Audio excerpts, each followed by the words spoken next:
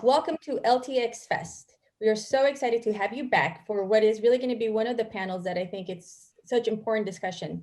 What does the state of Latinx Unidos look like over the next 5 years? What are the actions that we need to start taking now to really build the future together? And we have an amazing, amazing panel of thought leaders, doers, just community advisors, and so much more. And so I'll do a quick intro and then they'll introduce themselves. So please join me in welcoming Karla Monterroso, CEO of Code 2040. We have Vivian Graubarad, who is the New America Senior Advisor, as well as Dr. Pastor, who is the Distinguished Professor of Sociology and American Studies and Ethnicity at USC. So with that said, thank you each of you for coming. I know that those titles are just titles because I know that you've all been doing so much other work for so many years. So to get the folks who are listening to us, why don't we do a quick round of just a quick brief of intros? Where are you right now and how does this day find you? So why don't we start with Karla? Hi, everyone. Karla Monterroso, the CEO of Code 2040. Code 2040 works for the proportional representation of Black and Latinx people in tech at all levels of the industry. I am in Los Angeles right now. Recently moved here from the Bay Area. I got COVID-19 in March. And had an acute case until about early May and have had long hauler COVID symptoms since then. And so I moved back to Southern California to get physical help from my family. And it's been wonderful to be back in my hometown. I feel very lucky to have lived through the last few months and to be able to be here. So I just feel a real sense of gratitude, even with all of the crazy that is swirling around us right now. Yeah, thank you so much, Karla, for being here. And we are super, super thankful that your health is getting better. Vivian, how are you doing? Where does this LTX find you today? I am also in Los Angeles, so Karla, glad to know that you're nearby and that you're also on the mend. But I'm from South Florida originally. I am a senior advisor for policy design and implementation at New America. We are working on more equitable policy making that really takes into account people's real lived experiences. Originally, my mother is Puerto Rican and Cuban, and my father is Colombian, and I'm just really glad to be here with you all today. Great, thank you. I would have loved to go to some of those family dinners. They sound delicious. Yes, they're very fun. And Dr. Pastor. Hi, I'm Manuel Pastor, and I'm also in Los Angeles. In fact, your audience doesn't know that the three of us are actually in the same house, just different rooms. What am I? So I was born in the U.S., but from Cuban parents. But I grew up in Southern California in a mostly Chicano setting. So I have a friend who says, I don't really know whether you're Cubano or Chicano, maybe you're Chibano. And I think that speaks, eloquently about the Latino experience, which is that there's a lot of mestizaje, a lot of mezcla, a lot of different things coming together. And what I bring today is deep concern about the way in which this disease has been affecting our community. Karla, as part of the large Latino numbers, is not alone. This thing has been ripping its way through Latino communities, particularly immigrant Latino communities. I bring a lot of anger about the way in which the government has mismanaged this crisis and not paid attention to these disparities. And I bring a lot of optimism that we can change this pretty quickly if we do the right thing. Thank you. Thank you so much for setting the stage, because I think that you've captured a lot of what we're also feeling and why we're here today. For the folks that were watching the panel before, we're talking about what are the immediate steps? What are the first 100 days that we do? What actions do we take? And now as we shift, Dr. Pastor, you really created a great perspective of what do we do with all these emotions? What do we do? How do we hold our government accountable? From somebody that's listening on the other end, we want to make sure that we're also providing you all with insight, but also opportunity to engage at a longer term. So with that said, why don't we get started with some of the diving right in. We are in the midst of this global pandemic that, as Dr. Pastor and as we're seeing and seen in our own families, has disproportionately impacted our families. We are in the midst of the largest racial justice movement where solidarity with our Afro-Latinx and Black community is super critical. And we're in the midst where our democracy is being tested like never before. Yet the Latinx vote and the youth vote could change the direction of this country if exercised. So given these multiple pandemics, what are the opportunities and challenges that come with being impacted from so many different angles? So Dr. Pastor, why don't you get us started with that, since you so eloquently started putting all those pieces together for us. Good, and I will speak quickly so that nuestras estrellas can shine. So glad to be on this panel with such talented folks. The way I've been thinking about this is that COVID is the disease that reveals our illness in the society in terms of precarious employment, people really just one paycheck away from being completely financially wrecked. It reveals the racial wealth gap where in the United States, Latino, Latinx, and Black families have about 1/10 the net worth or net assets of white families, meaning that when a crisis erupts, people are forced to go to work. It's revealed to us what is truly essential work. And we know that it's not being a manager of a hedge fund. It's being an agricultural worker, a meat packer, a grocery store clerk, a truck driver, certainly a healthcare worker. And we also know that we do not reward that essential work with the kind of pay and respect and dignity that it deserves. We know that it's also revealed to us the illness of so many people without access to health insurance or health care. And it's also revealed the illness of a broken immigration system in which so many people are unable, because of their lack of documentation status, to access the emergency aid that's been out there, to access the federal relief that was part of the CARES bill, or the unemployment insurance, or the pandemic unemployment assistance. So I think that it's really a fascinating moment to kind of wake up, not just to what's happening right now, but what's been going on for a while. And I think it's the case that the murder of George Floyd, of Breonna Taylor, et cetera, they wound up, those killings by police wound up kind of creating, as you said, a moment of reckoning with racism in the United States, a sort of racial justice awakening.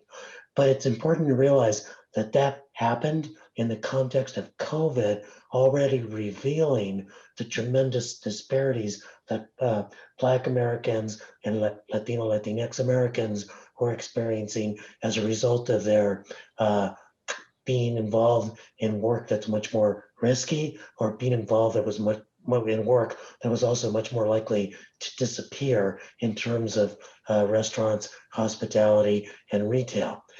And that comes on top of 3.5 years of a Trump administration moving from racial dog whistles to racial bullhorns, and now to full-fledged racist fireworks. And so we've got a moment of awakening in the country. And if we cannot take advantage of this to turn the corner on the racism that has long plagued us, that pandemic, and begin to build the kind of unity amongst different racial and ethnic groups, boy, if we can't take advantage of this moment, we are failing as leaders.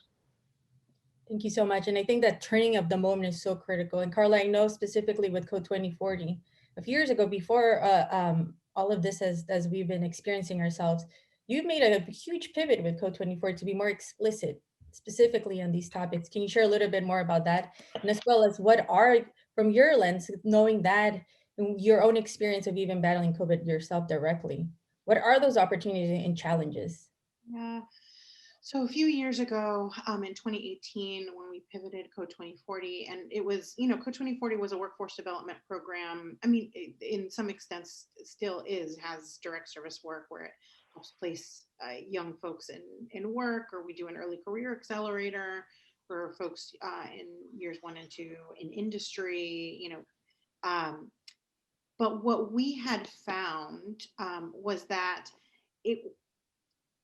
there have been workforce development programs since the civil rights movement, right? Like, and what we have done as a country, right, is made those workforce development programs create model minorities while excluding Black and Latinx people from high wage work, right? So it's like, we'll hire white people, we'll hire entry-level Asian people, we will hire Code 2040 Black and Latinx people, or SEO Black and Latinx people, or name the program Black and Latinx people, but we will not hire Black and Latinx people, right?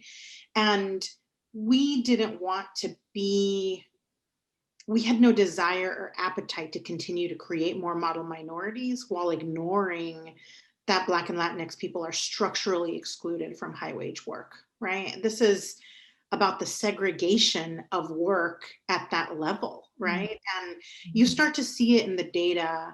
After $60,000, you know, we plummet out of the workforce. And I would say that that's not like all of a sudden we get there and the air is too rare, so we decide to leave. Like, and that is exclusion.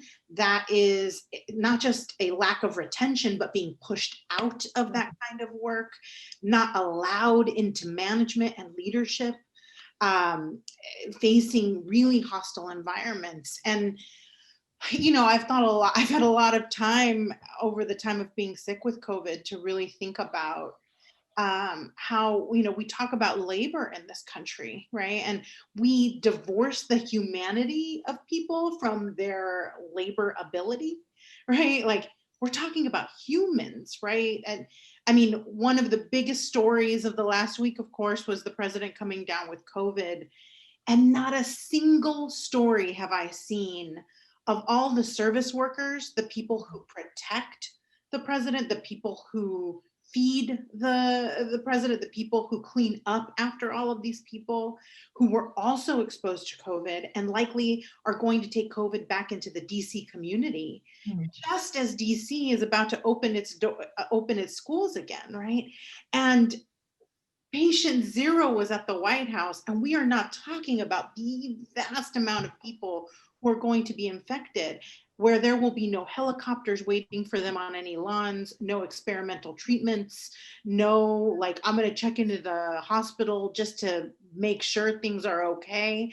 Only the brutal reality of what we have, right? And what we have for everybody, right? Not the boutique experience that we have for the most powerful. And I have really been ruminating on how our labor movements have been class separate, right? Where you have high wage workers asking for certain things and low wage workers asking for certain things. And I really think it is a moment in which our high wage and low wage workforces need to band together. Because high wage work leaving, like in particular in the world that I work in, engineers leaving the job, there are currently 900,000 plus open tech jobs in the country, right?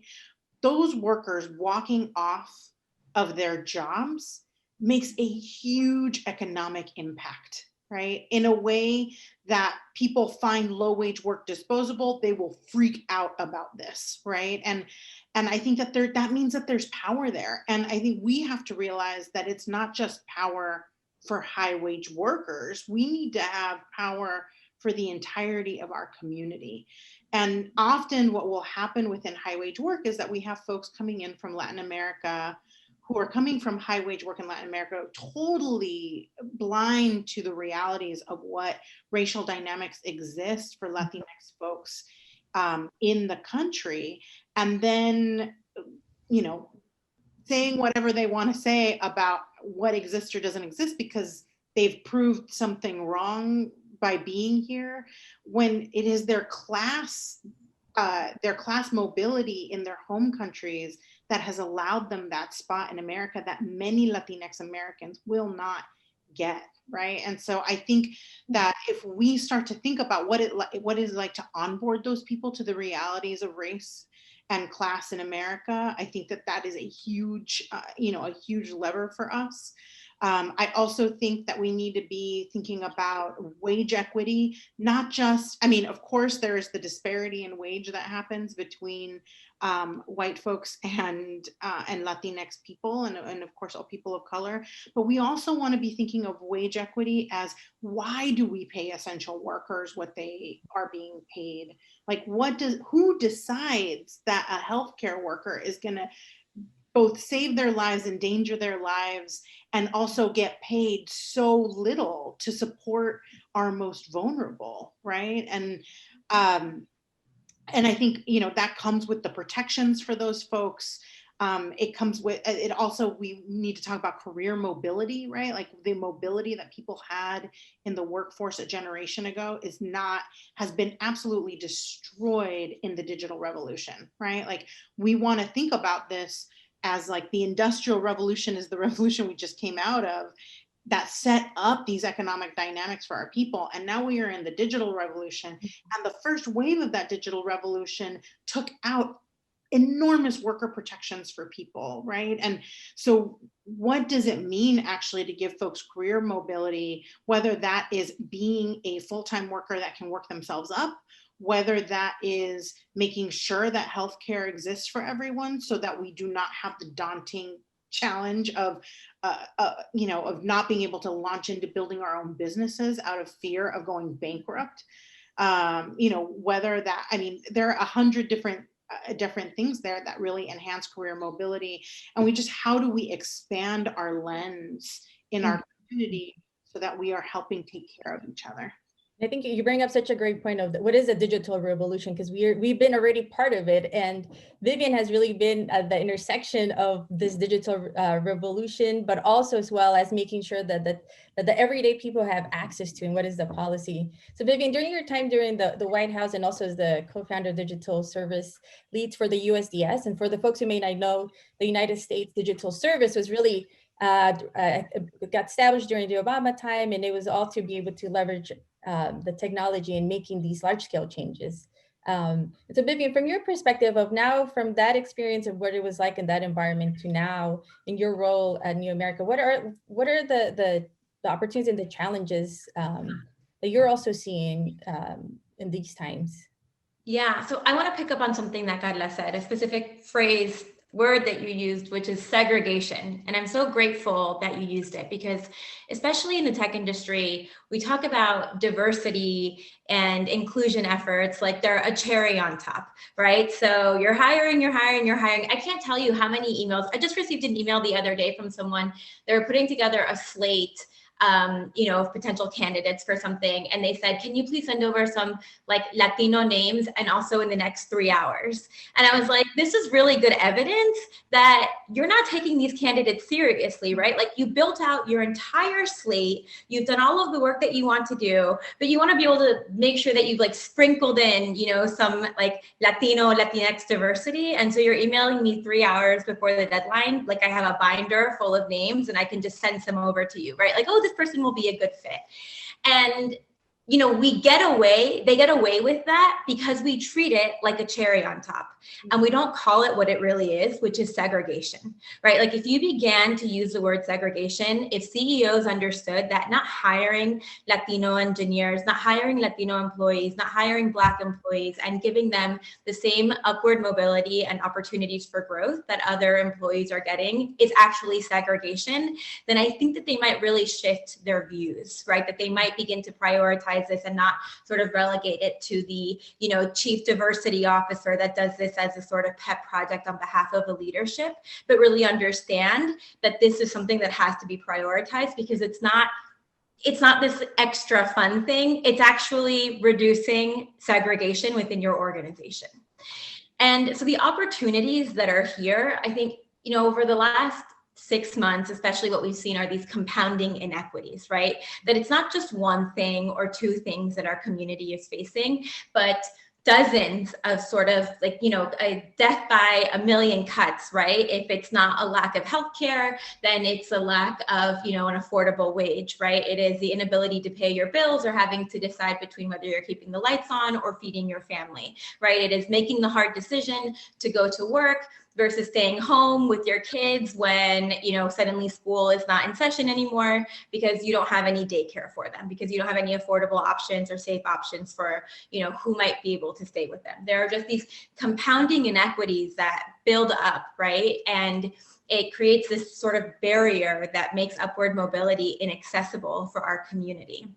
And so one thing I've really started to think about, and Karla, I'm thinking, you know, we spoke together at the Tech Superwoman Summit, I don't know if you remember, a few years ago, and I remember leaving that session thinking that the public interest technology space and the digital service space really needed to center equity, right? That it's not enough to sort of, you know, do all of the work well, to talk about human-centered design, to talk about centering people's experiences, and then at the end, sort of go through this checklist and say, well, like, how does this work for Latino communities? How is this working for Black applicants? How is this working for people from marginalized communities? The opportunity right now is to treat equity like the seed from which everything will grow. It is the core. It is absolutely fundamental and necessary. And anything else, right, treating it as an aside, treating it as an afterthought is not going to get us to the solutions and to the place that we want to be. In terms of, you know, the digital revolution and thinking about its impact on the Latino community, I mean, I'm concerned, frankly, right? You know, we talk about all of the big opportunities. We talk about how the Latino community over-indexes on smartphone usage, right? And, you know, the benefits of social media. But right now, I'm really concerned about misinformation in the Latino community, right? I'm concerned that the same efforts that people have taken, you know, in English media to identify and call out misinformation on social media platforms is not happening in Spanish. I'm concerned that I'm like hearing from tias and tios and people and, you know, cousins that they're seeing these things in WhatsApp groups that nobody is fact checking.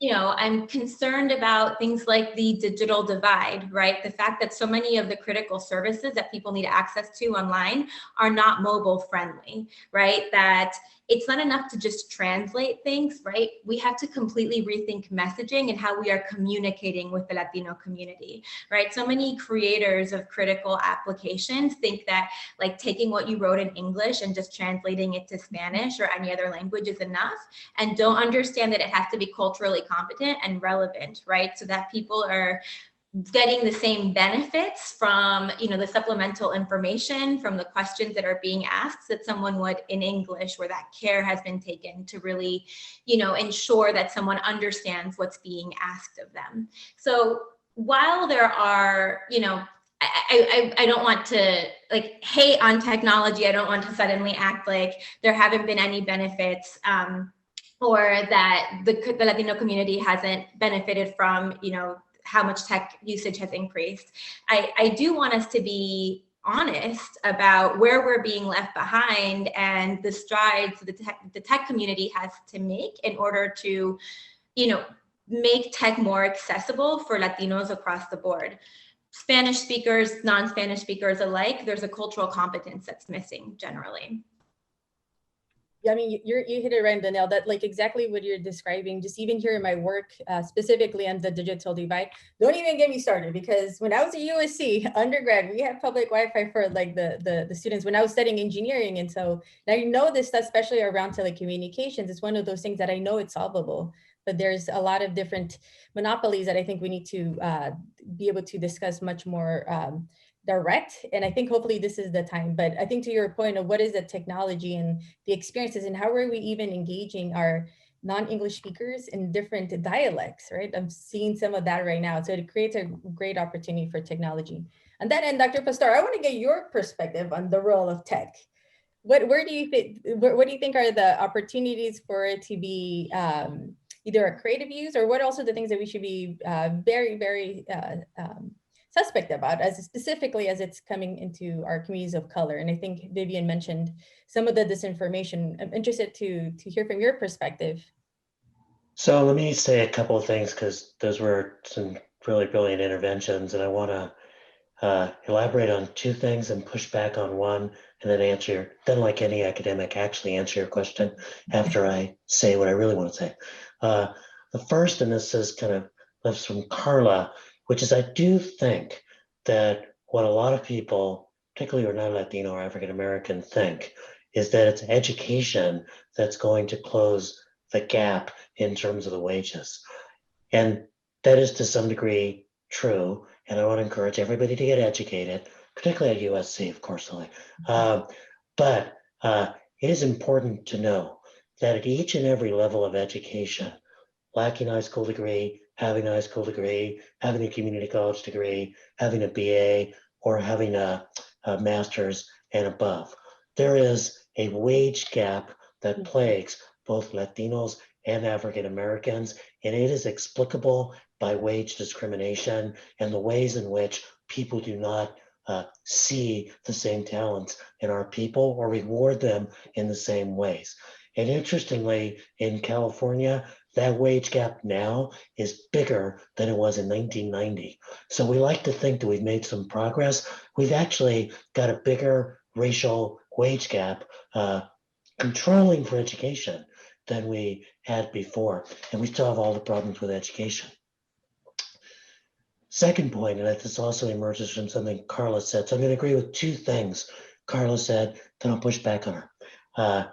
The other thing she was talking about was really high wage work and low wage work. And what I really want us to understand is those two things actually go together. Every place where there's a lot of software engineers, there's an army of nannies and food service workers and gardeners and people taking care of your parents because you ain't got no time to do that thing, right? So if you look at the high-tech clusters in Boston, Austin, the Silicon Valley, the entertainment industry in LA, New York, you've got clusters of those two workers together. So one of the things that tech could lead on is raising the minimum wage in those places, making sure that when you are subcontracting to people who are doing janitorial services, that you're making sure that they have unions, that their wages are protected, that their working conditions are decent.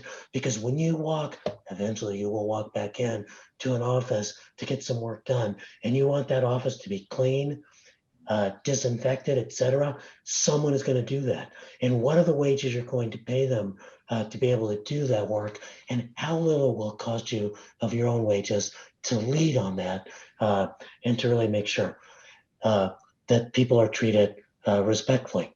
Mm-hmm. The thing I would push back on, and it's a phrase I hope, Karla, you might change in the future. The digital revolution took out our protections. Mm. It's not the technology that did that. It's companies.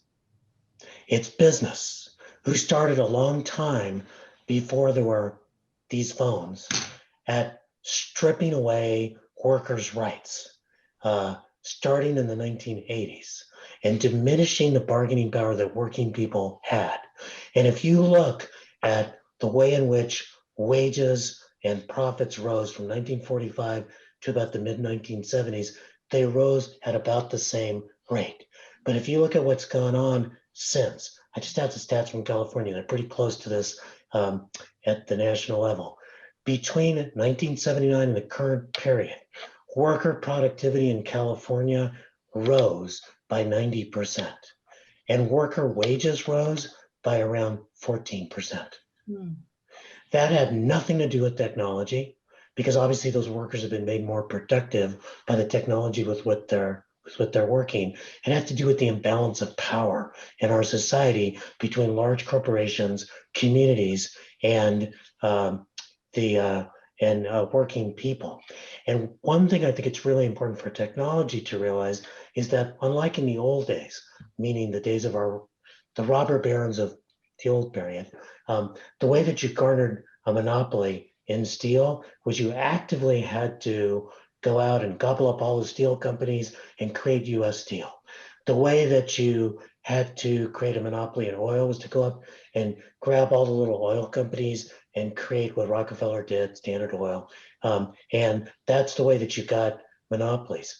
Monopolies now result from the networked economy, because there are so many economies of scale from everybody operating on the same Android or Apple iOS system. Or when I had a chance to talk in public, I would say, how many of you use rideshare apps? How many of you use something other than Uber and Lyft, right? Because there's sort of in this networked economy, they're natural monopolies. And that means that the power that Facebook or Google or the rideshare companies get is kind of a normal feature of our networked economy, and it leads to so much power that is being used in many cases irresponsibly. And one of the things I think that tech workers can do, and we can talk a little bit more about specifics, I'm just going to highlight two things. Ask their own companies to behave more responsibly and withdraw your labor if these companies are not behaving responsibly. Sometimes they do, sometimes they don't. Sometimes they're the promoters of misinformation. And how do we make sure that we hold our own companies responsible? The second thing is addressing this digital divide. We calculated at the beginning of the COVID crisis here in Los Angeles, we asked the question, how many kids who are going to school, when they went home to do remote learning, wound up on the wrong side of the digital divide? And the way that that's defined in the literature, that you're on the right side of the digital divide if you have both high-speed internet access and a laptop or desktop at home, because it is not adequate to be writing your high school papers on these things.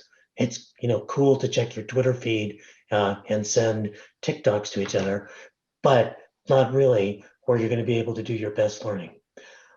When the COVID crisis broke, about 13% of white school children were on the wrong side of the digital divide here in LA County.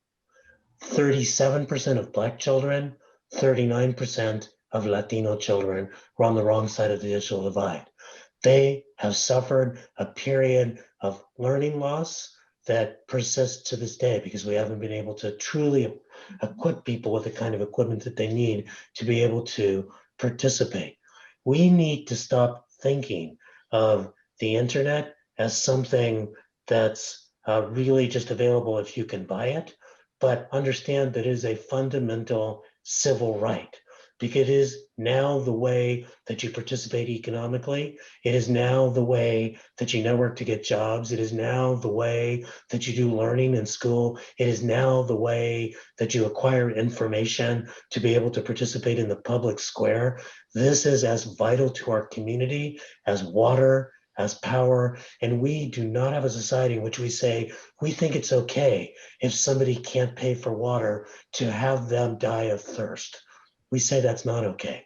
We don't say as a society that it's okay for a family to live without power. We create lifeline programs to make sure that everybody can have power in their house because we know it's essential to them being able to survive. It is unconscionable that we've created a situation in which your access to the internet and decent internet speed is something that's a function of your income level and not your need to be able to participate civically and economically. And tech companies could lead on that by trying to figure out how to deploy internet access, 5G, et cetera, starting in the poorest communities. And that's actually also something that the public sector can do, which is to say, you don't get 5G rights unless you've got a really concrete plan to close the digital divide. There's so much there's so much there, Dr. Pastor, especially just on how to hold some of these tech companies. And I fundamentally also agree, just from even as I was sharing earlier, that experience where, but just even in California, of the total students are underconnected or disconnected, 60% of them are of color. And then the ones that are quote unquote connected, I am on the ground and learning. They're considering this as connected, and we know that that's not as learning. So the problem right now, we have millions of kids not even getting access to basic education. But then when we expand it to the household, when we expand it to the entrepreneurs and the service workers and in general workers, there's just a huge gap that I know disproportionately for the Latinx community. And on that end, I'm going to put two kind of questions together because I want to make sure that I also bring back a discussion that we wanted to have from the beginning, which is, there's so many different issues, right, that we've all described, that we're all passionate about, but they need to be in a way organized for the folks that are listening, for them to take an action step. What, from your perspective, and I'll start with Karla and then Vivian, because from your perspective, what should the Latinx manifesto of priorities and changes be that we need to start discussing? What are your top 5, or maybe even if there are additional issues, but what are the key things that we cannot, regardless of what is happening in the macro level, that we cannot lose sight of? So I have 5. I think the internal work the community is doing around anti-Blackness, I think is really important, because the anti-Blackness within the Latinx community consistently up taking out at the knees any coalition building that we could be doing, and hurts our Afro-Latinx community, full stop, right? And so there are so many opportunities there where we can join our Black brothers and sisters in the incredible work they've done in organizing. But as long as we are willing to lose our solidarity, the first time that people start to put up ads that are anti-Black, or like there was the one ad not too long ago that from the Trump administration where they did a like, oh, they're considering Kamala Harris and like all these Black leaders, but they do not consider Latinos, as if the Trump administration had considered Latinos in anything, right? But I think that that's very revealing as a weakness that the other side sees in our community, is the way to dismantle advocating for our own power is to get us to lean into our anti-Blackness. And I think we should be ashamed of that and working really hard, because it is a strategic disadvantage and of course inhumane, right? Like when we are not thinking about the humanity of our Black brothers and sisters, like we will miss out on the opportunities to really speak openly about people like Karla Monterroso, who, and in Phoenix, there was a, someone who was killed by the police, where they, in Phoenix summer heat, pressed him against the concrete for 7 minutes, right? Like that's, and we do not have a language as a community to understand how to talk about that without being like, well, the Black community is getting all of the attention, which is not like the Black community's fault, right? Like this is our invisibility in narrative building is not a creation of Black people. It is a creation of an economic and white power structure, and our anger and our strategic targets need to rest there. Right. Then I would say, I mentioned some of these before, but I think the integration of high wage work and the onboarding of Latinx, high wage Latinx people from other countries, I think is really important. I think wage equity is incredibly important. Protections for people in work, whether that is doctors and nurses with PPE, whether that is farm workers who are consistently endangering their lungs. Like I'm floored by how often people are like, farm workers are endangering their lives to feed America. Absolutely not. Farm workers are being economically manipulated to continue to feed America because they want to feed their children, right? And they play an incredible service, but when we make that service into straight patriotism with ignoring the economic manipulation that is happening there, that has happened for the entire history of the country, we're doing a disservice to our people. And then the last one, I think, is the career mobility pieces, right? Like, I don't think that there is a way for us to move our community if there are continuously structural barriers that keep us from moving up or expanding or having the opportunity to invest in our art and our poetry and our writing without having to go into poverty, right? And people should have the ability to do those things, to make those choices, and to participate in the economies in the ways that they would like. And not be economically manipulated to stay in the positions that they are in. Great. Thank you so much. Vivian?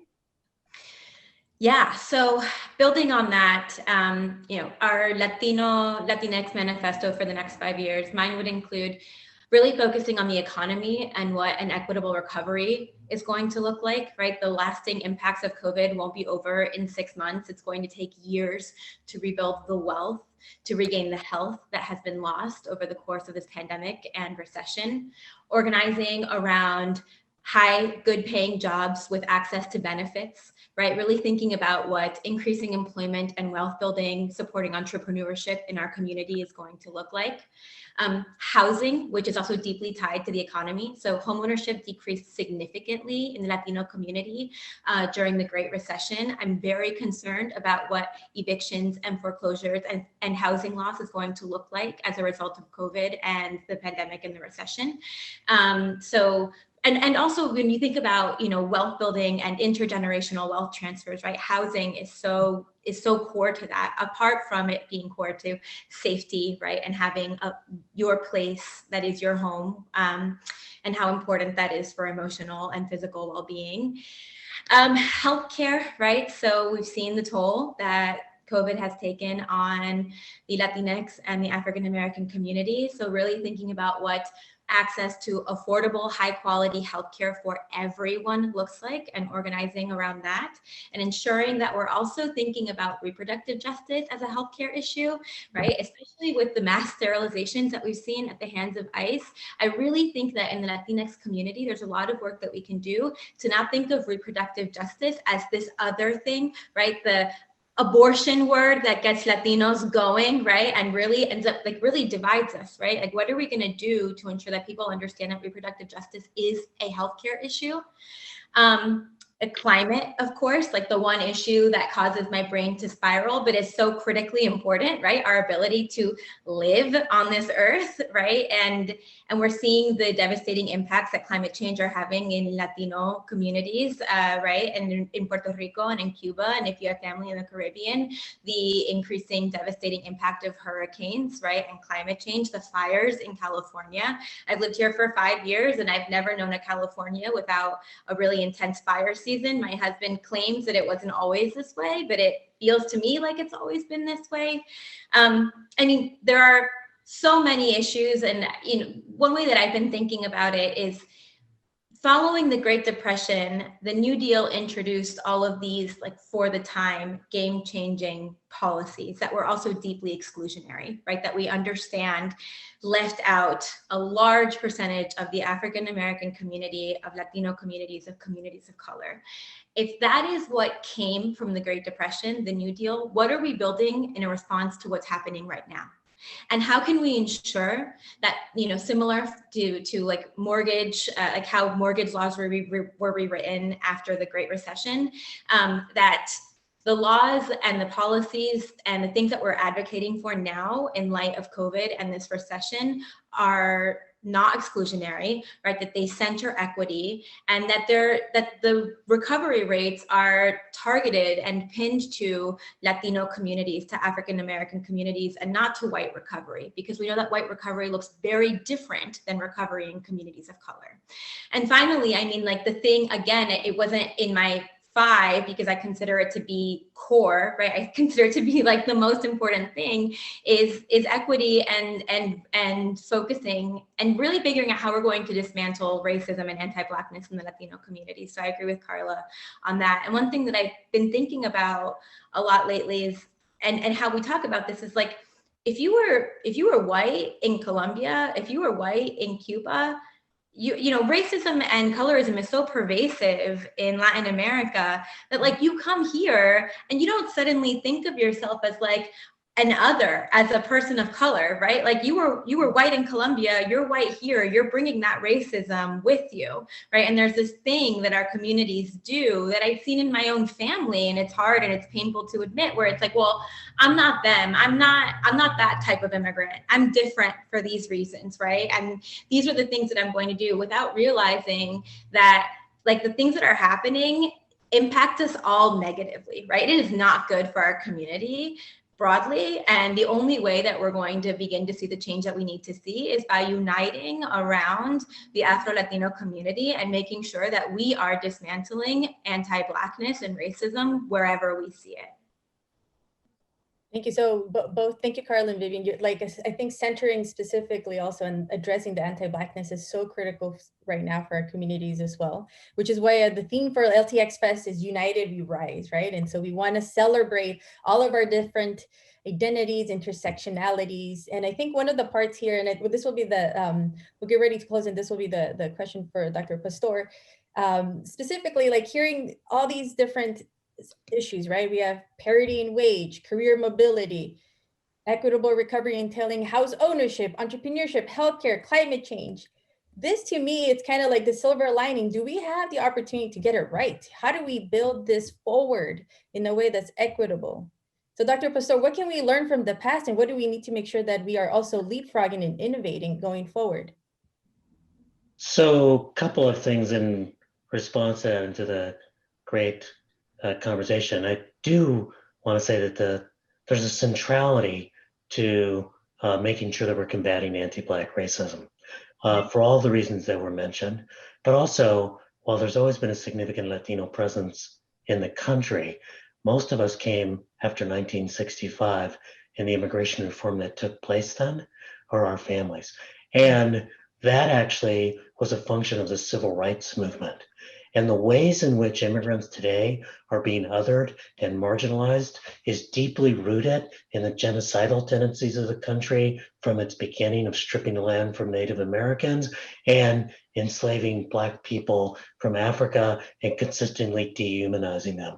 And unless we address the kind of racism that people bring and colorism that people bring themselves from their own past countries and past experiences that Vivian was mentioning and resist the temptations of whiteness, we're going to be stuck in a situation where there will be this constant othering and marginalization of our brothers and sisters. And that gets me to a couple of policy things that didn't get mentioned, and then a little bow that you want me to put on this ribbon about where do we go from here.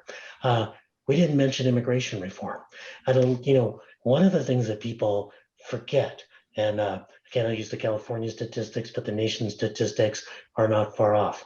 Well, nationally, the number of undocumented folks in the United States peaked in the year 2007. It fell between 2007 and 2009, and then it pretty sharply because of the recession, and then it's been on a slow decline ever since, not because of Trump, but really because of demographic factors in Mexico, et cetera. What that means is nationally, 2/3 of undocumented folks have been in the country for a decade or longer. In LA, more than 70% of undocumented people have been in the country for a decade or longer. They're not undocumented immigrants, they're undocumented Californians. And they should be treated with the kind of sense of the roots that they've got in our society. In LA County, 18% of the county is either undocumented themselves or a US citizen or lawful permanent resident living with an undocumented family member, excluded from federal relief, excluded from so many different systems. That's 1/5 of our county shut off by a broken immigration system. So one of the things I think we need to fight for is immigration reform. We obviously need to fight for educational equity. We obviously need to fight for environmental injustice, against environmental injustice, because a lot of the respiratory issues that people have had as a result of COVID actually are deeply embedded in the inequalities in terms of exposure to bad air and the economic mobility issues that everybody put up. Because you know what, Vivian mentioned this issue about you don't want the recovery just to be a white recovery. It already is. If you look at white workers and high wage workers, they're very close to their pre-pandemic employment levels. And it's other workers, lower skill workers who have not been able to work remotely, who have found themselves very much in the short end. But here's the bow. The only way we're going to get there is through building the social movements that can make change happen. I've contended for a very long time that when Barack Obama got elected in 2008, the fundamental mistake that so many progressive folks, people of color, kind of good-willed people made was to think, great, we've elected someone. Now everything's going to change. And what we need to do is to rush a lot of resources to DC so we can impact the policy struggles in DC. That was a big mistake, because what we should have been doing was going right back to the communities to begin to build the kind of community-based organizations and social movements that could have provided wind to Obama's sails when he was right and hold him accountable when he was wrong. For example, when he chose to become deporter-in-chief of Latino and Asian immigrants as a way of enticing conservative Republicans into a discussion around immigration because he was showing how tough he was. It didn't work. And into that vacuum stepped the Tea Party. Yes, they were astroturfed in by Koch brother dollars, but they were responding to a real discomfort in grassroots white communities, working class communities, about what was going on at the federal level. We cannot make that mistake again. If this election winds up electing Joe Biden and Kamala Harris, yes, we need to hold them accountable in DC, but that's not by going to DC. It's by changing the political calculus on the ground. If you look at California, which is now a place that's raised its minimum wage, is addressing climate change, has something called the California Values Act, which is an act saying that our local policing authorities cannot cooperate with immigration and customs enforcement. That didn't happen because of enlightened leadership. That happened because there were organizers on the ground that made it, as we say in Spanish, factible, politically possible. There was no cost to pushing on climate, to pushing on immigrant rights, to pushing on worker rights, because the situation had changed on the ground. So the bow on this ribbon is about movement building. And the most fundamental thing we need to do is to build movements. And we need to build them in a way that people who are in tech see their role in those movements, see how they can participate and bring technology to the kind of organizing that we need to do, but never lose sight of the fact that we are all in this together. And when we're in a situation when one group of people thinks they're better or more talented or contribute more than someone else, that's not really going to build a movement. We need to make sure that famous Spanish expression, se cree muy, he believes himself to be very, very, you're conceited because you're the person who got out a little bit, who made a little bit of money, who got an education, someone like me, that you constantly remember from where you came and the obligation you owe, and the fact that the smartest people in the world you've ever met might be your undocumented parents who never got a chance to demonstrate their education and brilliance to the rest of the world. And if we bring that sense of mutuality to bear and build the movements that can meet this moment, we will change America. That's why united we rise. Thank you so much. I want to get one quick sentence of what gives you hope. Because I think Dr. Pastor, you got me fired up. I'm ready to run for a local office. I'm already a commissioner for redistricting. What else should we be doing? And Dr. Pastor will not say this, but he wrote an excellent book called The State of Resistance about California's history with that. That is, I think, required reading for the Latinx community so that we know the power we've already had and take that into the next place. You know what? We're gonna order books for the folks watching. So if you're watching, get ready because we're gonna send some books your way on this specific topic. So Vivian and Karla and Dr. Pastor, close us out with your one sentence of what gives you hope. What gives me hope right now is, and what I want to believe is that people are really paying attention.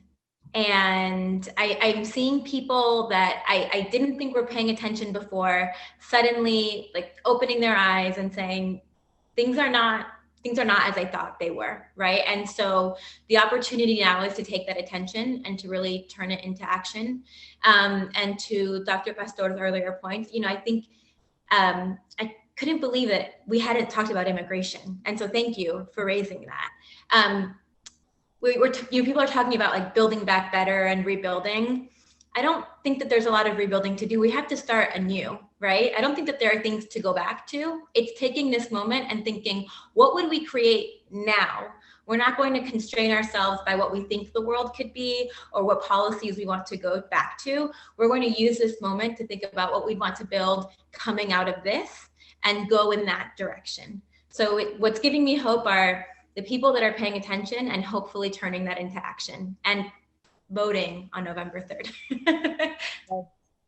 Karla, close us out with your Before I close this, I want to say, remember to vote no on Prop 22, because that's going to be incredibly important for all you Californians as a worker protection for the gig economy. I think when things are really painful, we are much more likely to do the work that it takes to change things permanently.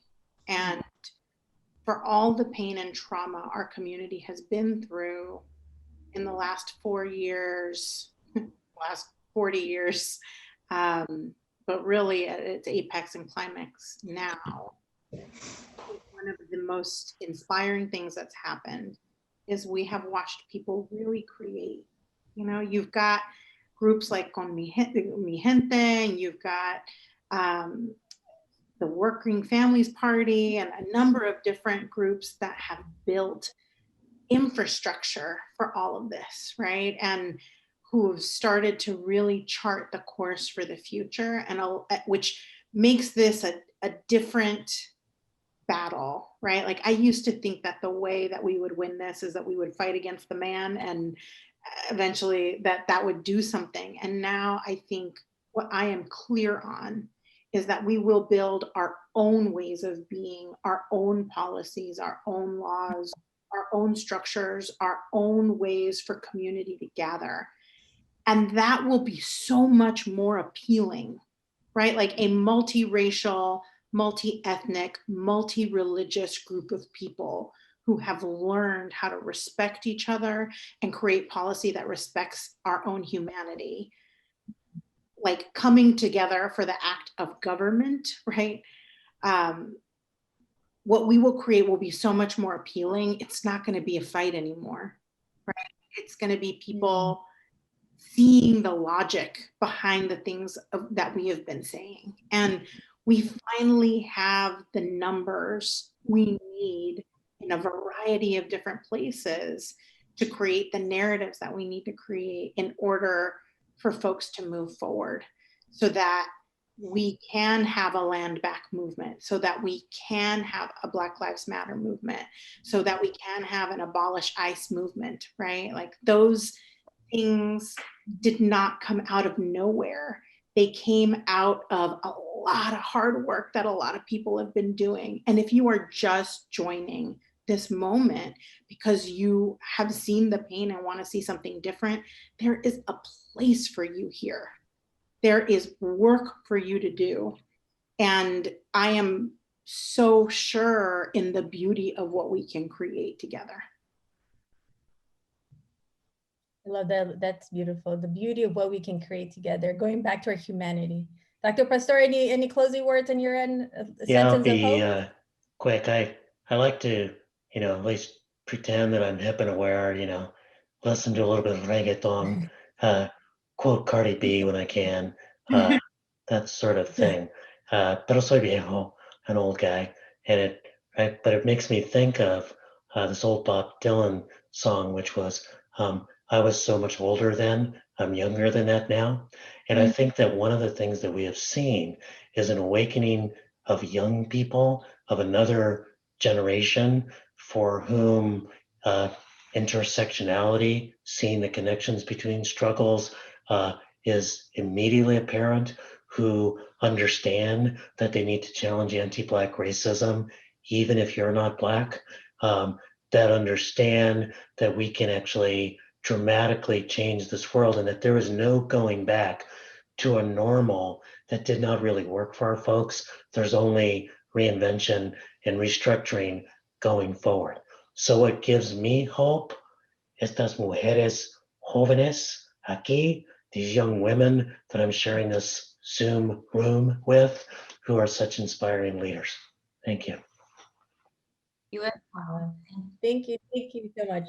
The feeling for all of you. Thank you all again. This has been such a beautiful discussion, and what gives me hope is to have the spaces like this, being able to use technology in a way that's we're able to have this dialogue, so that way we can share it at scale and have the youth that's watching us, because we have over thousands of folks register for LTX Fest, and this is an opportunity for you all to hopefully you've also learned the history, the present, but also where we need to move going into the future. And we need you all now, just like Karla said, everybody has a role.